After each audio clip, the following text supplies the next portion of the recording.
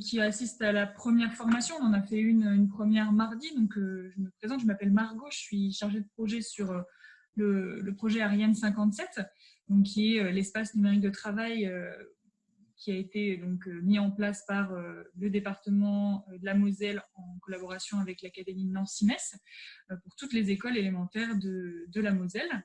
Ce cycle de formation qu'on a mis en place est destiné à vous accompagner au mieux dans cette prise en main de l'outil à distance en situation de confinement. Donc, il y a eu une première session où on a vu mardi comment naviguer dans son espace, comment démarrer efficacement en activant son compte, en vérifiant les données et en distribuant les comptes aux élèves et aux parents. Cette deuxième session, on rentre un peu plus dans le détail. L'idée, c'est de vous montrer comment créer et partager vos premiers contenus. Donc, on démarre les premiers usages. Une fois que tout est en place, tout ce qu'on a vu mardi, on peut démarrer les premiers usages de l'espace numérique de travail. Je vous montre quelques slides et puis ensuite je repasserai sur la plateforme de démonstration pour vous faire une démo en direct. La première chose peut-être à préciser avant qu'on démarre, c'est qu'il y a quelques notions qui sont clés.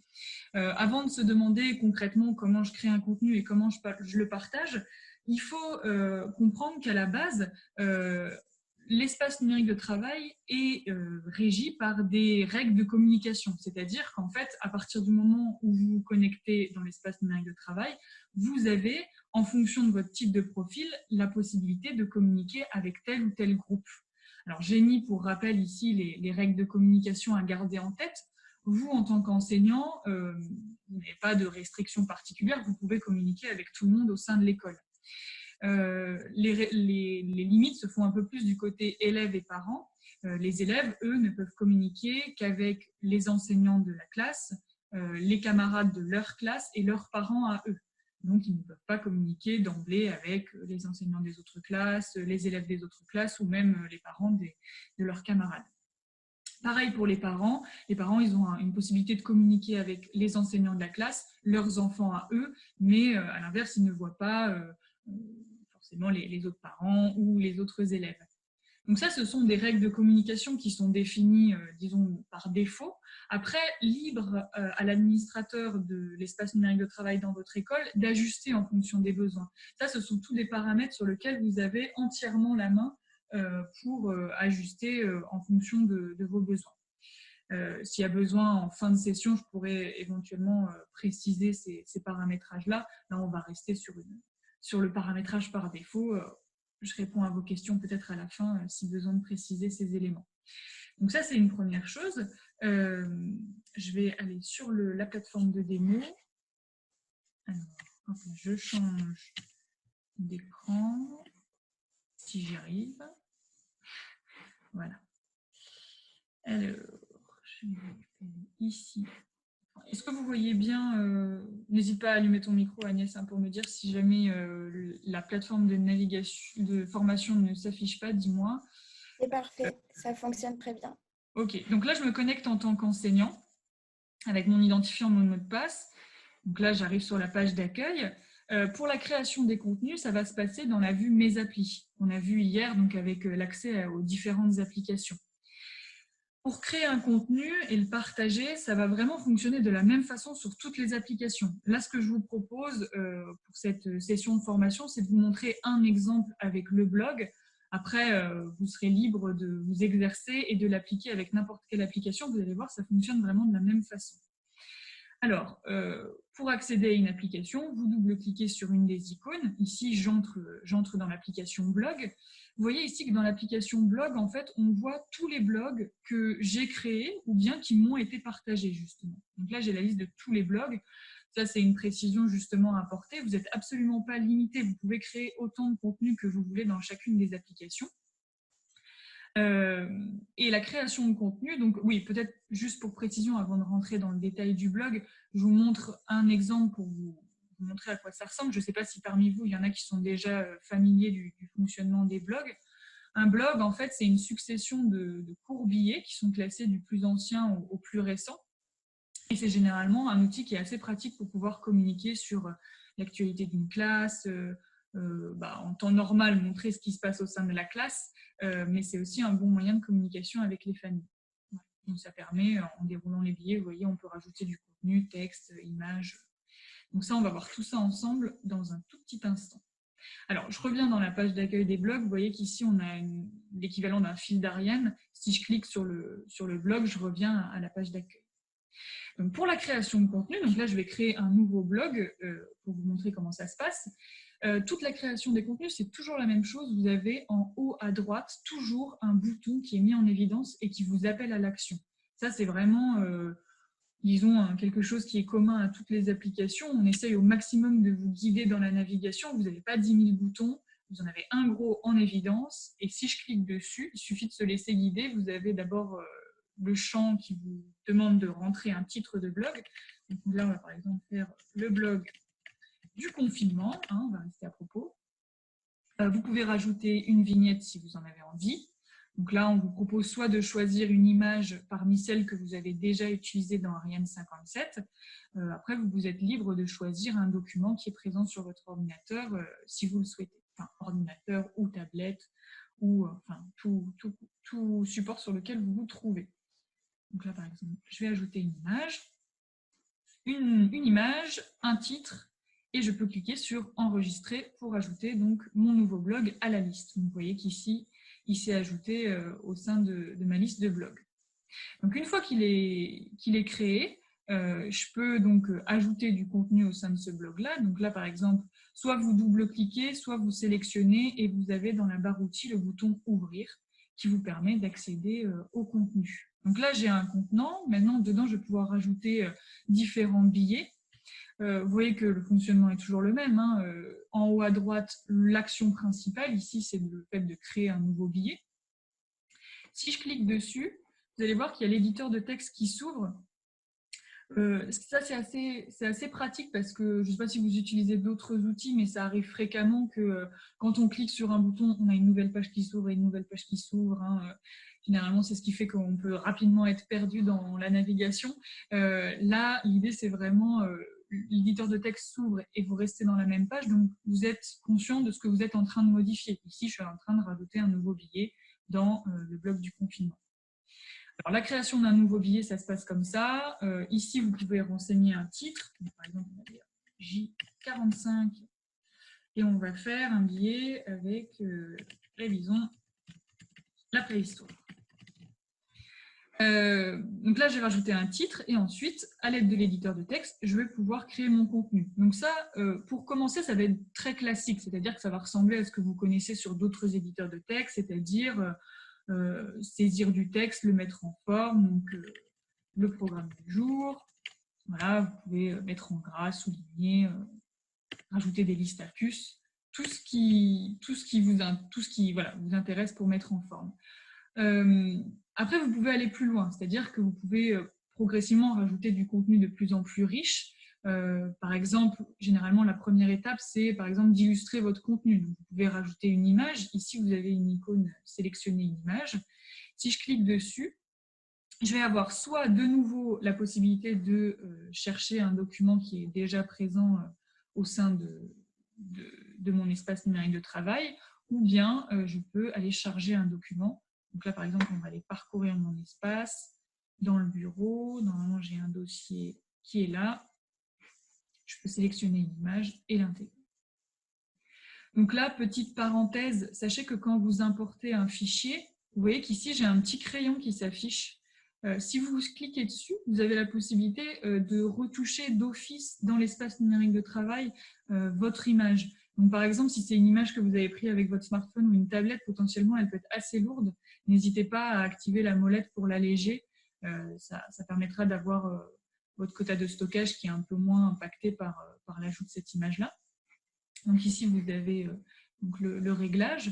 Vous pouvez aussi aller un peu plus loin dans les retouches avec ce bouton « Retoucher ». Et là, vous pouvez, par exemple, rogner l'image si jamais elle était mal cadrée. Bon, là, ça ne s'y prête pas vraiment, mais vous avez une fonction de floutage. Donc ça, c'est plus pratique quand vous avez des photos d'enfants et que vous n'avez pas forcément les droits d'image. Donc là, il suffit d'appliquer pour que ce soit enregistré. voilà, de la redimension, toutes les opérations de retouche d'image qui sont classiques, mais ça vous évite de devoir repasser par un outil d'édition d'image sur un autre logiciel. C'est directement disponible au sein d'Ariane 57. Donc là, une fois que j'ai fini, je peux enregistrer. Et ensuite, j'ai le bouton Importer qui me permet d'ajouter l'image au sein de mon espace documentaire Ariane 57. L'image est sélectionnée. Lorsque je fais ajouter, l'image est ajoutée dans mon billet de blog. Donc ça, pas d'inquiétude, hein. La retouche d'image, je vous l'ai montré au moment de l'intégration, mais vous pouvez y accéder à tout moment en fait, en sélectionnant l'image. Vous voyez que vous avez un bouton supplémentaire, une barre outils qui s'affiche, et vous pouvez par exemple revenir à tout moment sur la retouche d'image. Voilà, donc là j'ai rajouté une image, c'est la première étape. Après, vous pouvez aussi rajouter d'autres types de contenus, par exemple du son. Vous voyez qu'ici j'ai une icône son qui est disponible. Lorsque je clique dessus, j'ai plusieurs options. Soit j'ai la possibilité d'enregistrer du son directement en direct avec le dictaphone. Donc ça, c'est pratique, hein. Il y a beaucoup d'enseignants en ce moment, en plein confinement, qui nous ont raconté qu'ils se servaient du dictaphone pour enregistrer des petits messages vocaux à destination de leur classe. Donc là, par exemple, il suffit que je lance le dictaphone, ça enregistre ce que je suis en train de raconter, et ensuite, je peux enregistrer la bande-son dans mon espace documentaire. Du coup, évidemment, c'est l'effet démo, ça ne marche pas. Je suis sur une plateforme de démo, hein. Normalement, ça marche chez vous. Donc, normalement, ça enregistre et ça vous permet d'intégrer le son. Donc, ça, c'est la première possibilité. Sinon, vous pouvez aussi charger un document toujours de la même façon qui est présent sur votre ordinateur, ou bien, de nouveau, parcourir votre espace personnel pour sélectionner quelque chose qui est déjà présent sur Ariane 57. Donc là, par exemple, je vais sélectionner ce fichier son, je l'ajoute, et comme ça, ça me permet de vous montrer comment ça se présente. Donc c'est voilà, un petit lecteur qui vous permet aussi d'enclencher le son directement pour diffuser un fichier. Donc ça peut être, c'est tout type de format. Je crois que pour le son, ça doit être MP3, je crois.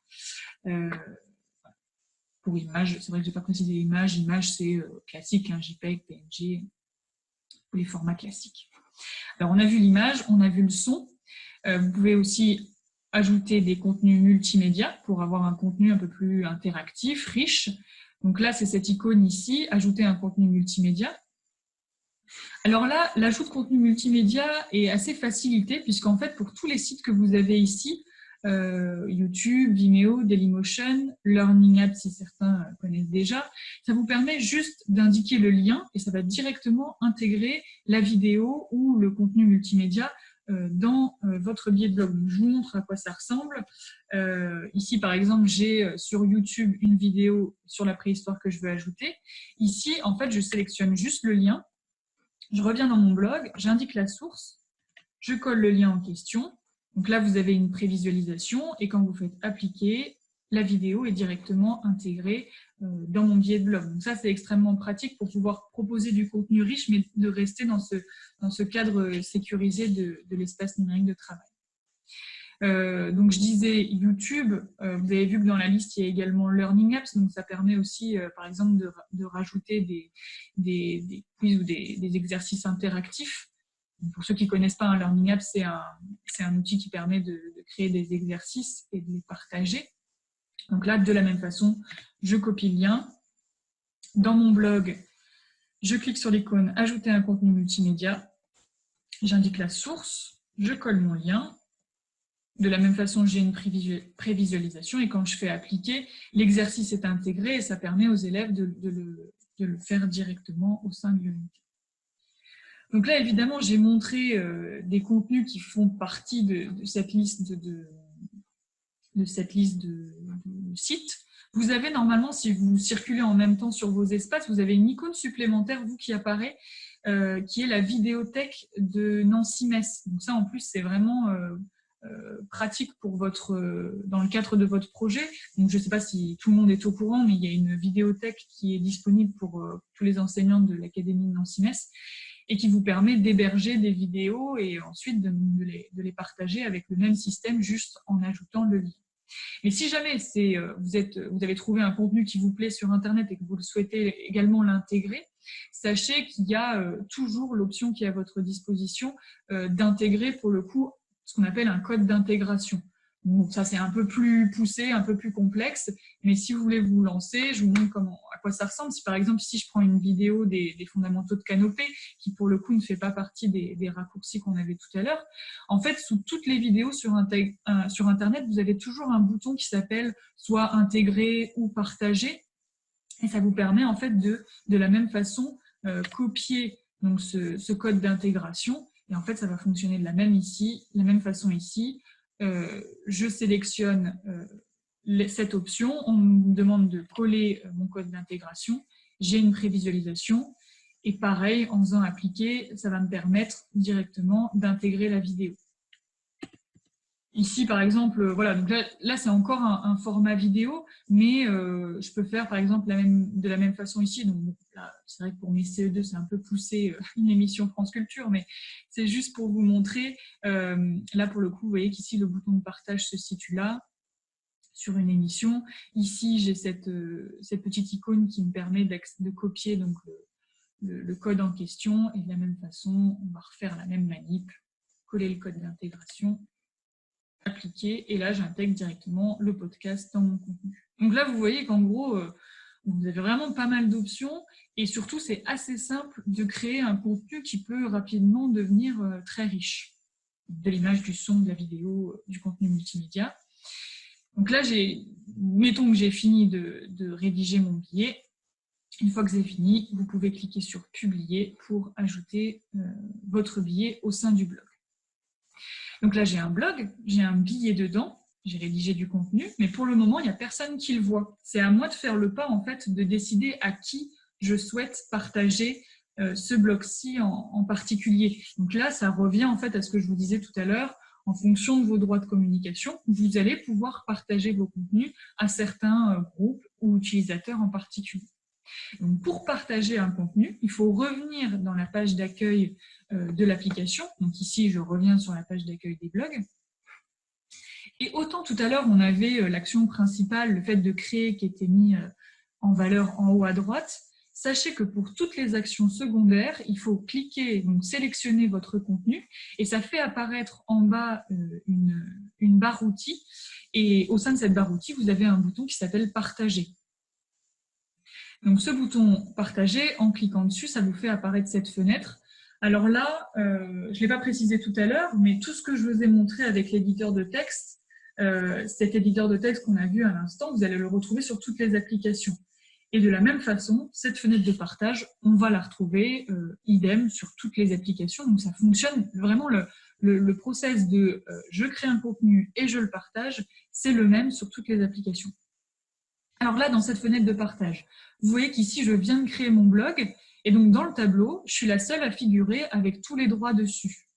À moi, maintenant, dans cette barre de recherche ici en bas, d'aller chercher soit les groupes, soit les utilisateurs qui m'intéressent. Donc là, par exemple, je suis enseignant en CE2. Je peux dire, par exemple, que ce blog s'adresse au groupe, à tous les parents de ma classe de CE2. Donc là, j'ai sélectionné le groupe, il s'est ajouté dans le tableau. Et ensuite, je peux sélectionner donc, différents types de droits. Alors, dans un premier temps, hein, le premier type, c'est généralement consulter. Donc ça permet juste à tous les membres de ce groupe-là de pouvoir accéder au blog et visualiser le contenu que vous postez dedans. Vous pouvez activer ou désactiver le droit de commentaire. C'est ce qui permettra aux membres du groupe en question de poster des commentaires sous chacun des billets que vous allez créer. Donc là, j'ai sélectionné un groupe. Vous pouvez bien évidemment également, dans cette barre de recherche, rechercher aussi des utilisateurs. Donc ça, c'est la même façon. En fait, vous tapez les premières lettres de l'utilisateur et vous allez trouver en fait les noms qui apparaissent, donc les propositions. Vous pouvez cliquer sur « Voir la suite » si l'utilisateur en question ne figure pas. Donc là, par exemple, je vais sélectionner Lucie, qui est une de mes élèves, et je vais lui donner un droit supplémentaire qui est celui de contribuer. Donc ça, c'est le deuxième type de droit. Contribuer, en fait, ça donne la possibilité à l'utilisateur de proposer des nouveaux billets au sein du blog, en l'occurrence. Ce qui est intéressant avec le blog, c'est la possibilité d'ajouter des personnes ou des groupes en contribution, mais toutefois de quand même garder un regard sur ce qui va être publié. Vous voyez qu'en bas, on a une option, le circuit de publication. Ça vous permet de décider en fait si les contributeurs peuvent directement publier les billets qu'ils vont proposer ou si au contraire, ils doivent d'abord vous soumettre les billets. Donc à partir du moment où j'ai cliqué sur cette option-là, c'est-à-dire que Lucie, elle va pouvoir proposer un nouveau billet, mais ce sera moi ainsi que tous les gestionnaires que j'aurai définis qui vont pouvoir d'abord regarder ce qu'elle a fait et ensuite valider la publication. Donc ça, c'est extrêmement intéressant pour mettre aussi d'autres utilisateurs. Donc ça peut être vos collègues enseignants, mais ça peut être aussi, si vous êtes avec des plus grands, évidemment, commencer à les mettre en situation de produire eux-mêmes du contenu, mais tout en gardant un œil sur ce qui se fait. Donc là, Lucie étant contributeur. Après, comme je vous disais tout à l'heure, ça peut être un blog collaboratif et rien ne m'empêche. Donc là, pour le coup, je vais sélectionner, je vais taper les premières lettres de l'école sur Rimbaud, par exemple, et sélectionner le groupe enseignant de l'école. Et là, je mets tout le monde en gestion. Ça devient, par exemple, un blog co-géré avec tous les enseignants de l'école. Voilà, donc dès que j'ai fini de remplir ce tableau-là et d'affecter les droits que je souhaite, vous pouvez cliquer sur le bouton « Partager ». Donc là, j'ai une confirmation. Donc là, quand vous cliquez sur « Partager », c'est autant de notifications. Vous vous souvenez, hein, pour ceux qui ont suivi mardi, c'est autant de notifications qui vont partir dans le fil de nouveautés de chacun des utilisateurs, les avertissant qu'ils ont accès à un nouveau blog. Et chaque fois que vous allez ajouter un nouveau billet au sein du blog, pareil, une notification sera générée ici dans le fil de nouveautés. Et comme on l'a vu mardi, potentiellement sur les adresses mail, sur le smartphone, etc. S'il y a l'application mobile, hein, je précise, pour le smartphone, il faut l'application mobile téléchargée au préalable. Voilà, donc là, on a vu au global comment on crée un contenu et comment on le partage. Je fais une petite pause, Agnès, est-ce qu'il y a des questions qui sont restées en suspens? Pour le moment, ça va, ça suit son cours. Il n'y a pas de questions particulières. Donc ça, on a... Sur la programmation des billets de blog, donc j'ai prévenu qu'on pouvait mettre des billets de blog en brouillon, puis Voilà. la suite, mais oui, on ne peut pas programmer en soi. Si vous avez le souhait de prévoir des communications en anticipé, pour le coup, c'est le service actualité qui se prêtera plus à vos besoins. Si jamais vous avez plus de questions sur les applications de communication, je vous invite à vous connecter sur la prochaine session de webinaire. Donc, je vous montrerai le programme en fin de formation. C'est justement dédié au survol on rentre un peu plus dans le détail quand même, à la présentation des différentes applications qui sont dédiées à la communication et en l'occurrence, Actualité permet de programmer à l'avance des communications et des nouvelles actus. Alors, s'il n'y a pas d'autres questions, je reviens sur mon PowerPoint pour vous faire un petit rappel. Donc, ça va peut-être être de la redite pour ceux qui étaient là mardi. Ça fait jamais de mal. Il y a à disposition donc, pas mal de documentation utile. Je vous parlais, donc je vous en ai déjà parlé, mais là pour le coup ça s'y prête bien. Vous voyez, si vous avez la moindre question sur le blog, une fois que j'étais dans le blog, à tout moment n'hésitez pas à sélectionner le point d'interrogation dans le bandeau de navigation. C'est la fameuse aide contextuelle qui vous permet à tout le monde d'avoir tous les tutoriels qui sont dédiés à l'application sur laquelle vous vous trouvez. Donc là, par exemple, j'ai toute l'aide qui concerne le blog. Donc ça, elle est à votre disposition. Vous retrouvez également tous les tutoriels sur le site de One dans la rubrique aide et support. Et vous avez, alors il me semble, hein, je prends des pincettes, mais il me semble que vous avez également de la documentation qui est à disposition sur le site de Moselle Éducation. Mais là, je n'ai pas la confirmation, donc, mais il me semble que normalement, vous avez de la documentation à disposition à cet endroit-là. Voilà, qu'est-ce que je voulais vous dire également? Je reviens à mon PowerPoint. Donc, je disais l'aide en ligne, les tutoriels. Vous aurez également le lien hein, vers la possibilité de s'inscrire à la newsletter dans laquelle on met plein d'idées d'usage. N'hésitez pas à vous inscrire. Et petit rappel, donc pour tout ce qui est contexte Covid-19, vous avez normalement sur la vue Mes applis, là où on était, hein, là où on a l'application blog, vous avez un lien vers un espace de conseils et de bonnes pratiques directement où vous retrouvez un peu tous les tutoriels, tous les guides qu'on a mis en place pour vous accompagner durant cette période un peu particulière. Voilà. Le programme des prochaines sessions. Margot, on a une question. Ah bah parfait, je prends. Oui. C'est comment créer des onglets dans le blog pour organiser sa classe à distance? Comment organiser les différents billets de blog, c'est ça? Alors, les onglets dans les blogs. Donc, je ne sais pas si on parle de... Enfin, Alors, les onglets. Ici, vous avez la possibilité, en effet, donc j'ai l'impression que je peux répondre de plusieurs façons différentes à cette question-là. Ici, quand je suis dans la page d'accueil des blogs, dans la majorité des applications, vous avez la possibilité de créer des dossiers. Donc, par exemple, ici, si je dis... par exemple, ça peut être le cas si vous avez un double niveau, ou bien voilà, si c'est des thématiques différentes, parce que ça rejoint ce que je disais tout à l'heure. Hein. Le fait de pouvoir créer autant de blogs que vous le souhaitez, ça permet vraiment d'avoir, par exemple, un blog de l'école qui cohabite avec un blog de la classe, qui cohabite avec un blog que vous avez ouvert pour un projet en particulier. Ça, c'est vraiment pas, vous n'êtes vraiment pas limité. Après, bon, si le nombre vient augmenter, n'hésitez pas à utiliser les dossiers qui vous permettent comme ça de ranger les différents blocs par thématique. Donc ça peut être un premier élément. Vous avez ici aussi en haut des filtres qui vous permettent par exemple de seulement afficher les blocs que vous avez créés ou bien à l'inverse les blocs qui vous ont été partagés. Il y a une dernière possibilité qui est la possibilité de filtrer sur les blogs publics. Alors ça, c'est quelque chose que je n'ai pas précisé parce que c'est vraiment propre au blog et l'idée que l'objet de cette formation, c'était plutôt de vous montrer comment ça fonctionne généralement sur toutes les applications. Mais sachez que vous, quand vous allez créer un blog, vous aurez ici en bas une petite coche supplémentaire qui vous demande si vous souhaitez que ce blog-là soit public. Donc en fait, le blog est la seule application de Ariane 57 qui vous permet en fait de décider que ce contenu-là ne sera pas interne à l'ENT, mais qu'il sera accessible sur Internet à partir d'une URL. Donc, toute personne à qui vous allez distribuer ce lien pourra accéder au blog, même s'il n'a pas d'accès à l'espace numérique de travail. Donc ça peut être utile si, par exemple, je ne sais pas, vous avez fait un voyage scolaire et il y a besoin de montrer un peu ce qui se passe aux grands-parents ou à des profils qui n'ont pas forcément de compte au sein de l'espace numérique de travail, ou bien si vous faites une web radio et que vous voulez que c'est une visibilité un peu plus large que seulement au sein de l'espace numérique de travail. Enfin voilà, ça c'est différents types d'usages. Mais c'est vraiment circonscrit à cette application blog. Donc ça, c'est une petite parenthèse. Donc, je reviens à mes blogs, pardon. Donc, je parlais des dossiers, je parlais des filtres.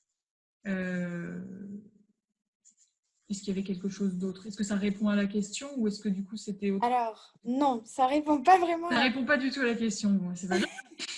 C'est vraiment comment créer matière par matière le travail à faire. Ah d'accord, donc plus sur l'organisation pratique d'un blog en situation de confinement là actuellement, c'est ça? Je pense que c'est ça. Donc, Je pense que c'est ça. c'est plus l'application Wiki. Ouais, c'est ça. C'est que là, en fait, je vous ai montré vraiment une application en particulier qui a son fonctionnement. Le blog, c'est assez chronologique. Hein. C'est des billets qui viennent se superposer les uns au-dessus des autres.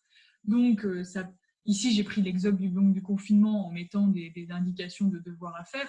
Mais pour être franche avec vous, un autre enseignant va utiliser par exemple le cahier de texte pour diffuser les devoirs, les activités plutôt par jour.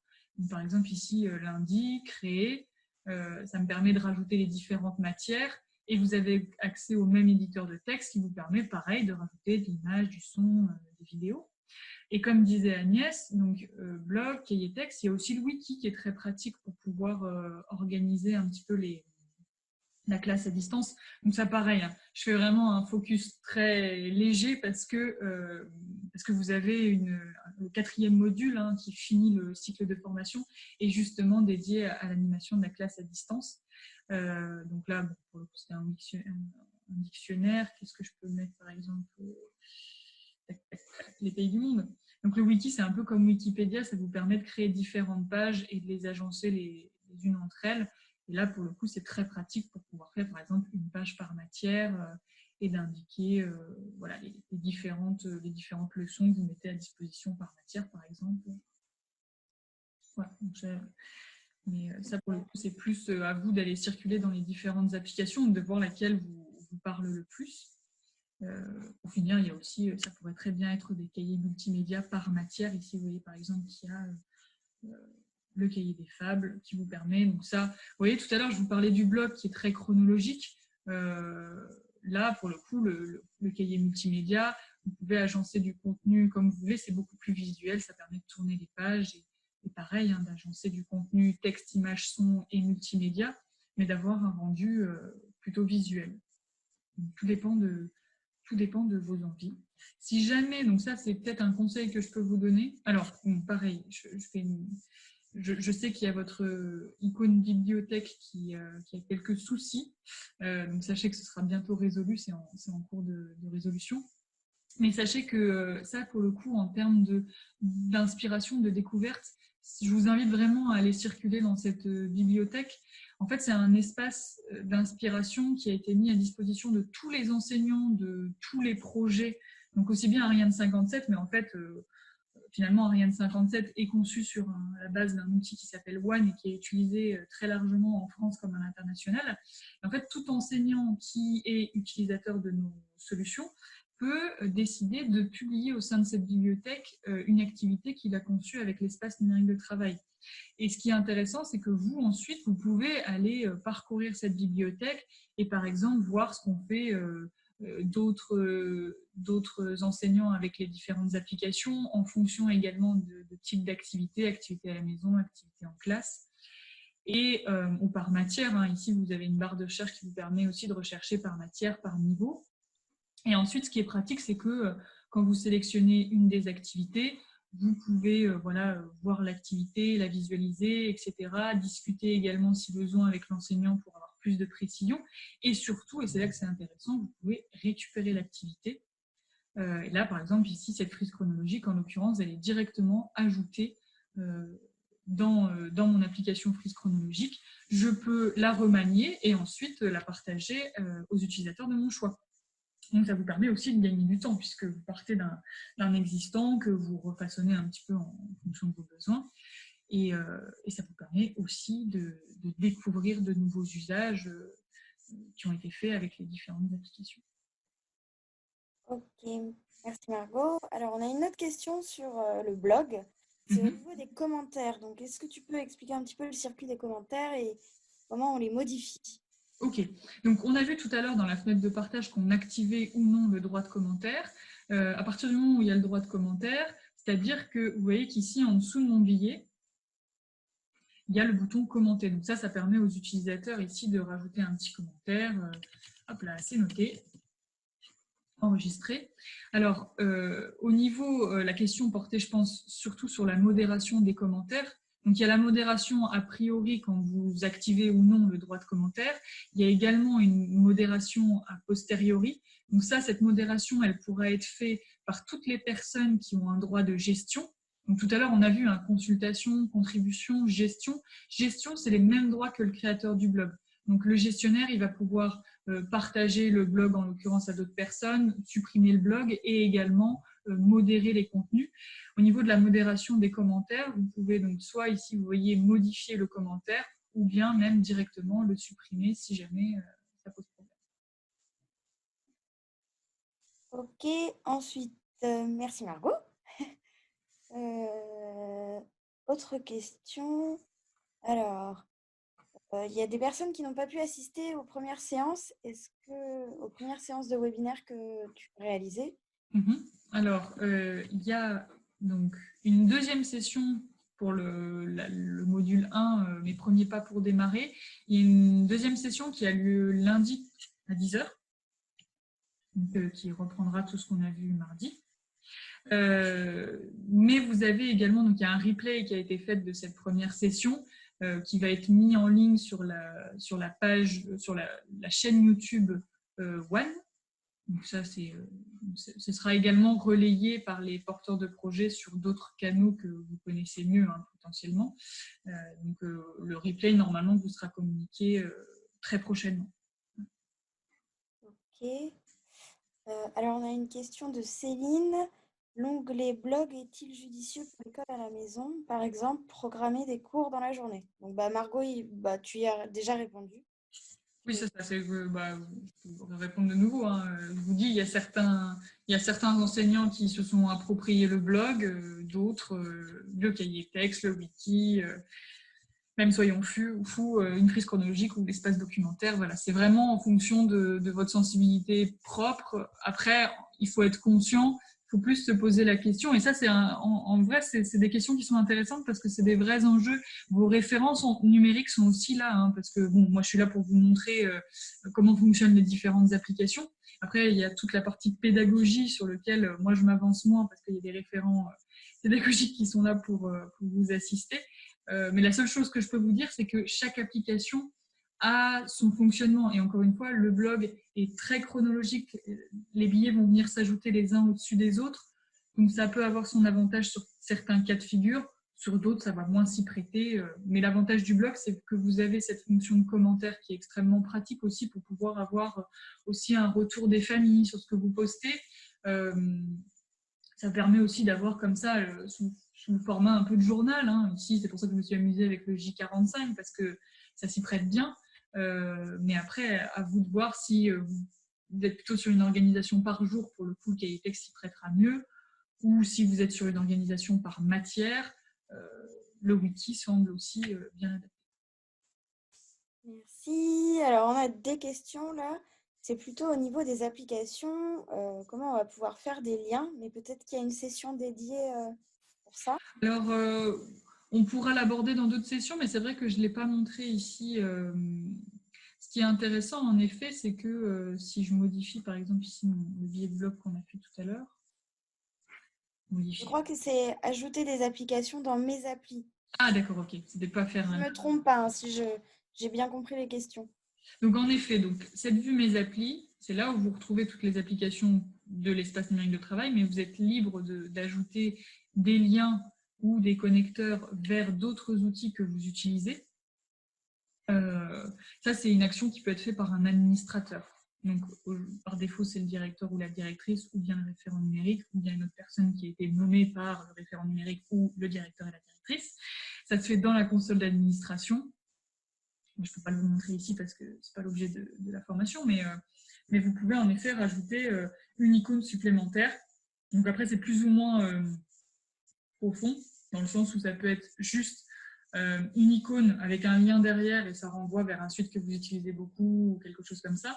Ou bien ça peut être ce qu'on appelle un connecteur. Donc ça, c'est vraiment un renvoi vers un outil sur lequel il y a par exemple également une authentification qui est nécessaire, le fait de rajouter un identifiant, un mot de passe. Et en fait, l'avantage du connecteur, c'est que vous avez une réauthentification immédiate et que l'espace numérique de travail devient vraiment un point d'accès unique à tout ce dont vous avez besoin dans le cadre de la classe. Pour mettre ce type de connecteur-là en place, je vous invite à vous adresser plutôt à l'équipe assistance qui sera là aussi pour vous accompagner. On a une centaine de connecteurs qui sont préparamétrés. Si jamais il s'avérait que vous utilisez un outil qui ne fait pas partie de notre liste, on étudiera la question. Hein. C'est un accord entre deux éditeurs, donc on verra ce qui est possible de faire pour faire la passerelle. Alors, on a une question sur l'application PAD, mais ce n'est pas le sujet, donc je ne sais pas si ce sera abordé. C'est quoi la question? Comment utiliser le PAD? Oui, donc après, j'ai envie de vous dire à la fois c'est comme le blog, mais en même temps c'est différent. La création va être la même avec le bouton créer un pad. Après, quand vous allez être au sein d'un pad, je ne sais pas si certains d'entre vous connaissent les Framapad ou des choses comme ça. Ça se base d'ailleurs sur cet outil-là. On a intégré directement le Framapad. Je ne sais pas si je peux en sélectionner un. C'est un outil d'écriture synchronisée. Chaque utilisateur sera intégré dans la couleur de son choix qu'il aura défini ici. Et après, c'est un éditeur de texte basique, hein, comme on l'a vu tout à l'heure, mise en forme, toutes ces choses-là. Mais là, je peux pas, malheureusement, avec le temps qui nous est imparti, je ne peux pas rentrer plus dans le détail. Pareil, si jamais vous êtes plutôt intéressé par le pad, encore une fois, n'hésitez pas à aller consulter les tutoriels. Vous avez vraiment des vidéos qui vous montrent en 3 minutes toutes les fonctionnalités clés de chaque application. Merci. Est-ce qu'on peut supprimer les contenus d'un blog? Mais peut-être qu'on déborde trop. Je ne sais pas si on peut continuer. Non, bon là pour le coup, non, parce que c'est vrai que la création, allez, on prend. Celle-ci, on prend. Non, sur la suppression, alors, pourra supprimer un blog, soit, comme je disais tout à l'heure, soit le créateur, soit un gestionnaire. Donc ça, c'est, comme ça fait partie des actions secondaires, c'est en sélectionnant le contenu, dans la barre outils, vous avez un bouton qui s'appelle supprimer. Et pareil, au sein du blog, pour supprimer un billet, il faut vous rendre ici. Alors pareil, hein, il y a des petites actions clés. Je vous disais, bouton en haut à droite, c'est l'action principale. Sélectionner un contenu avec les actions secondaires. Après, vous avez aussi la logique des petits boutons plus. Les plus, ça fait aussi apparaître tout le temps les options secondaires. Et là, vous voyez, par exemple, sur un billet, on peut également supprimer un billet après l'avoir créé. Donc ça, pareil, ce sera juste le créateur ou le gestionnaire qui pourra le faire. D'accord. Donc après, au niveau du blog, on n'a plus de questions. On a d'autres questions sur d'autres sujets. Mais pas... D'accord. Ce que je vous propose, c'est peut-être de libérer tout le monde. Après, je peux rester quelques minutes supplémentaires et répondre à des questions autres qu'il y aurait. Je vous remercie pour votre participation et je vous donne rendez-vous donc sur le module 3 qui aura lieu donc mercredi sur les outils de communication. Et voilà. Je vous souhaite une bonne navigation, une bonne exploration si ça vous a donné envie d'aller voir un peu comment ça se passe sur vos espaces numériques de travail. Et à très bientôt. Bon courage à vous.